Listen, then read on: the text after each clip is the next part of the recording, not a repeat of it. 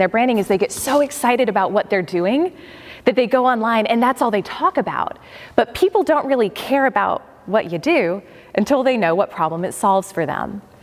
So some really good examples of people who do this well are Dave Ramsey with debt, right? Like as soon as you talk to someone who's like, I'm really struggling with a lot of debt, oftentimes Dave Ramsey is that first person who pops in your head, like you should go follow him and do the debt snowball. Another example is Brene Brown with shame, right? She has really built a highly leveraged brand off of solving the problem of shame. So everything starts there. The next thing though that we want to look at is what are you passionate about? Now passion can be positive passion. It can be like, I love this excites me. I could talk about this all day. It could also be negative passion. It could be what pisses you off. Like what gets you so worked up that you feel like you have to solve this problem or you have to get this out in the world. And so when you're passionate, think about if you were gonna lock yourself up in a room for a year to write a book, what would you wanna write about and not get sick of? Okay, and what we're looking for is we want to make sure that whatever problem you're going to be known for solving is also something that you're really passionate about. Otherwise, there's no fun in it, and you're not going to want to do it. The second kind of set of questions that we look at is what are you an expert in? So now what we want to see is how are you positioned in your space to be the go-to person based upon your experience. So the first thing, what are you an expert in, is more, think about like the letters behind your name kind of thing. So what have you studied? What degrees do you have? What courses have you taken? But the balancing question to that is what do you actually have results in? There's a lot of people out there teaching how to be an internet millionaire, and they haven't done it, right? So we really want to look at what can you teach from a place of integrity. So what results have you gotten for yourself, for your clients? What do you do better than anybody else? What just kind of comes naturally to you that other people think is really hard? And these are all incredible things that you can build a brand on based on coming from a place of integrity. So once we're clear on that, then the final two things are, well, how are you gonna actually make money off of this, right? So the first thing we look at is what would people buy from you?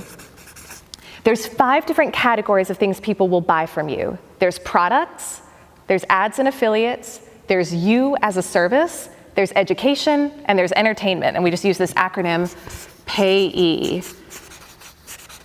And so oftentimes there's a number of different categories of things that people will buy from you. But the key again with that focusing is to get clear on, well, what makes sense to sell now? And then what makes sense to sell later? A lot of times, kind of like we were talking about yesterday, you'll start off more with something like you as a service, coaching, consulting, something like that. It's easy, it's accessible, it doesn't require inventory necessarily.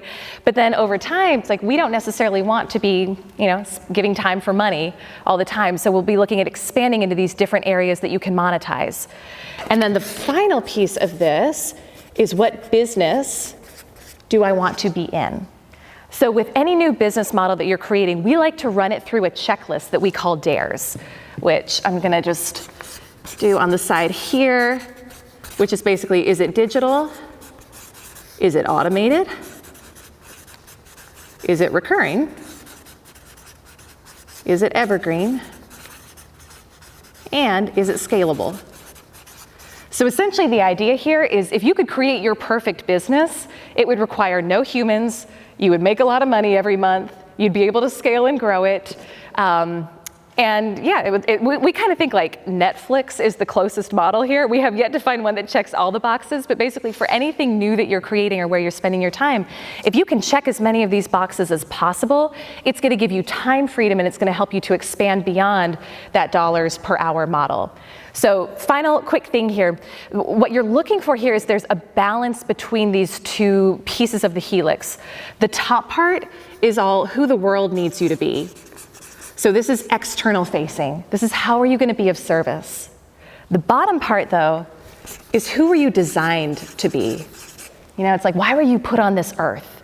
Because you can create the best business model in the world, but if it doesn't align with who you are, how you're designed, how God made you, then you're probably gonna burn out and quit. And so what we're looking for is somewhere in here, there's a through line that will tell you exactly what your uniqueness is. And then the cool thing that happens is once you're clear on that, that actually informs who your core target audience is and what your whole strategy is to break through this wall. And so I hope that that provides a bit of a framework and some good questions for you guys to be thinking about. But once you can get clear on that, it really provides that strategy for you to be better known as an expert in your space and to impact more lives powerfully. So thank you.